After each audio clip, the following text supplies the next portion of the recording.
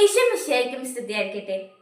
ക്രിസ്തുവിൽ പ്രിയപ്പെട്ടവരെ, നമ്മുടെ ആത്മീയ ജീവിതത്തിലെ ഏറ്റവും പ്രധാനപ്പെട്ട നോമ്പുകാലത്തിലൂടെയാണല്ലോ നാം കടന്നു പോകുന്നത്. ഇന്ന് വിശുദ്ധ യോഹന്നാന്റെ സുവിശേഷത്തിൽ 11-ാം അധ്യായം 32 മുതൽ 44 വരെയുള്ള വാക്യങ്ങളിൽ ലാസറിന്റെ ഉയർപ്പിനെ കുറിച്ചാണ് പരാമർശിക്കുന്നത്.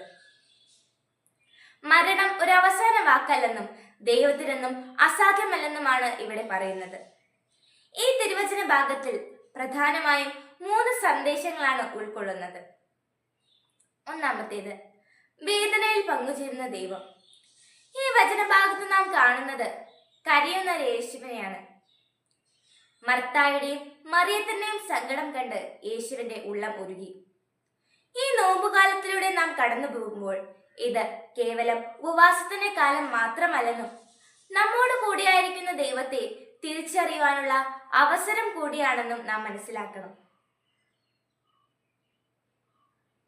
നീ ഇവിടെ ഉണ്ടായിരുന്നെങ്കിൽ എന്റെ സഹോദരൻ മരിക്കില്ലായിരുന്നു എന്ന മറിയത്തിന്റെ വിലാപം നമ്മുടെ ഓരോരുത്തരുടെയും ഉള്ളിലെ പരിവേദനങ്ങളാണ്.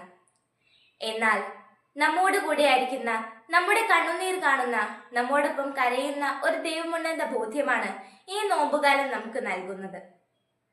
രണ്ടാമത്തേത്, അവിശ്വാസത്തിന്റെ കല്ലുകൾ നീക്കുക. കല്ല് നീക്കുവിൻ എന്ന യേശുവിന്റെ ആജ്ഞയ്ക്ക് ഈ കാലത്ത് വലിയൊരു പ്രസക്തിയുണ്ട്.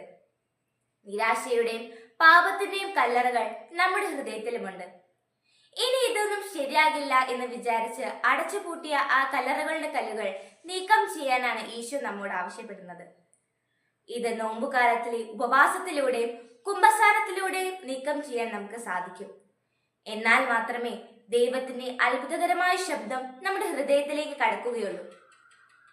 മൂന്നാമത്തേത്, കെട്ടുകൾ അഴിഞ്ഞു മാറുന്ന ജീവിതം. ലാസറെ പുറത്തു വരിക എന്ന യേശുവിന്റെ വിളി കേട്ട് അവൻ പുറത്തു വന്നു. എന്നാൽ അവൻ തുണികളാൽ കെട്ടപ്പെട്ടവനായിരുന്നു. യേശു പറഞ്ഞു, അവന്റെ കെട്ടഴിക്കുക. നാം പലപ്പോഴും പാപത്തിന്റെയും മുൻകോപത്തിന്റെയും നിരാശയുടെയും കെട്ടുകളാൽ ബന്ധിക്കപ്പെട്ടവരാണ്. ജീവനുണ്ടെങ്കിലും സ്വതന്ത്രരല്ല. യേശു നമ്മെ വിളിക്കുന്നത് വെറും ജീവനിലേക്കല്ല, മറിച്ച് പൂർണ്ണമായ സ്വാതന്ത്ര്യത്തിലേക്കാണ്. ലാസറിന്റെ ഉയർപ്പ് യേശുവിന്റെ ഉയർപ്പിന്റെ മുന്നോടിയാണ്. നമ്മുടെ കെട്ടുകൾ അഴിക്കാൻ അവിടത്തേക്ക് സാധിക്കും. വിശ്വാസത്തോടെ അവിടത്തെ മുൻപിലായിരിക്കാം. അനുഗ്രഹപ്രദമായ ഒരു നോമ്പുകാലം ആശംസിക്കുന്നു. നന്ദി.